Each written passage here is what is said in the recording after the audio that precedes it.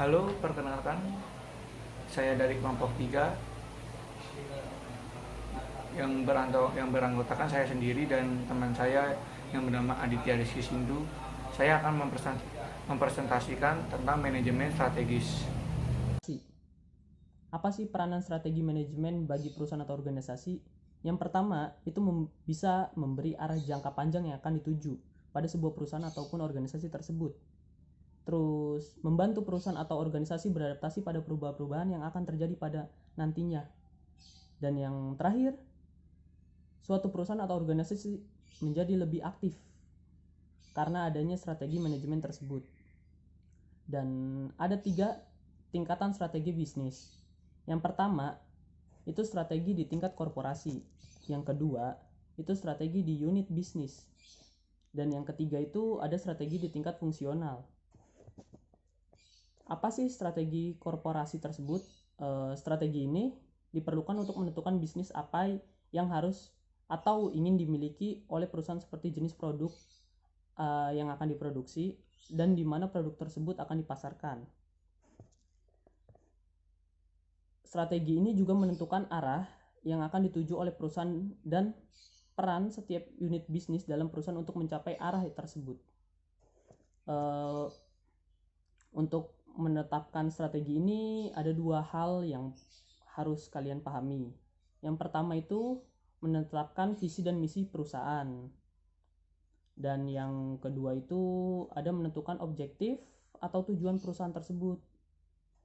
Dan yang kedua dari strategi itu ada strategi unit bisnis. Strategi ini dijalankan oleh masing-masing unit bisnis, namun harus bersinergi dan mendukung strategi korporasi yang telah ditetapkan oleh perusahaan induk. Strategi di tingkat unit bisnis ini sangat penting untuk dilakukan karena dapat melihat unit bisnis mana yang unggul dan unit bisnis mana yang perlu ditingkatkan lagi. Ada beberapa hal penting juga nih kalau mau menjalankan strategi di tingkat unit bisnis ini, yaitu yang pertama, membedakan perusahaan kita dengan kompetitor. Salah satu cara yang terbaik untuk mengetahui apakah unit bisnis kita telah melakukan yang terbaik adalah dengan menggunakan analisa SWOT. Yang kedua itu menentukan objektif atau tujuan tindakan-tindakan yang mendukung strategi di tingkat unit bisnis dan strategi di tingkat korporasi. Yang terakhir dari strategi itu ada strategi fungsional. Strategi tingkat fungsional adalah strategi yang dirumuskan secara spesifik pada era fungsional tertentu untuk mendukung strategi unit bisnis. Strategi ini tuh biasanya meliputi departemen seperti pemasaran, produksi, keuangan, sumber daya manusia ataupun IT. Kemudian ada beberapa hal yang harus dipertimbangkan dalam menetapkan strategi di tingkat fungsional. Yang pertama itu memahami setiap perincian proyek dan pengukurannya. Yang kedua itu pastikan strategi yang ditetapkan di tingkat fungsional ini harus selaras dengan strategi di tingkat unit bisnis dan strategi di tingkat korporasi. Dan yang terakhir, hanya perlu mengukur data-data penting yang menentukan pencapaian terhadap sasaran dan tujuan utama. Kemudian ada 6 langkah manajemen strategi. Yang pertama, langkah 1 itu kita harus mengidentifikasi misi organisasi saat ini, tujuan, kemudian strategi. Dan langkah kedua, melakukan analisis eksternal. Dan yang ketiga, itu melakukan analisis internal. Kemudian kita bisa masuk ke step keempat, yaitu merumuskan strategi. Step kelimanya, mengimplementasikan strategi. Dan yang terakhir itu kita harus mengevaluasi hasil. Terima kasih. Halo, perkenalkan, nama saya Edo Maharat Marosandi.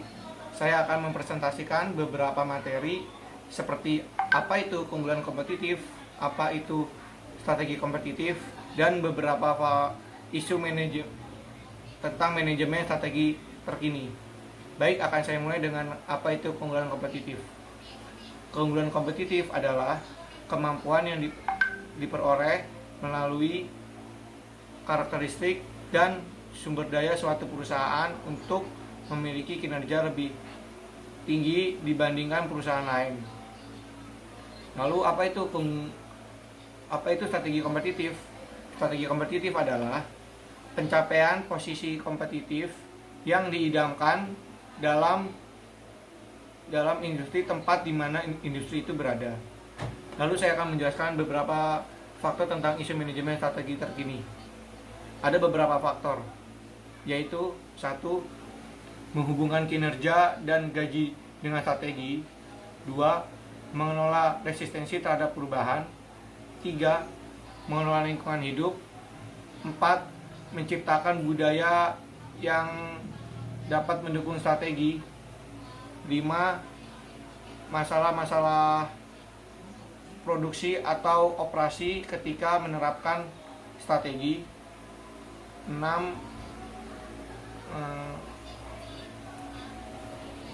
Masalah-masalah SDM ketika menerapkan strategi. Sekian dari saya, maaf bila ada salah-salah kata. Wassalamualaikum warahmatullahi wabarakatuh.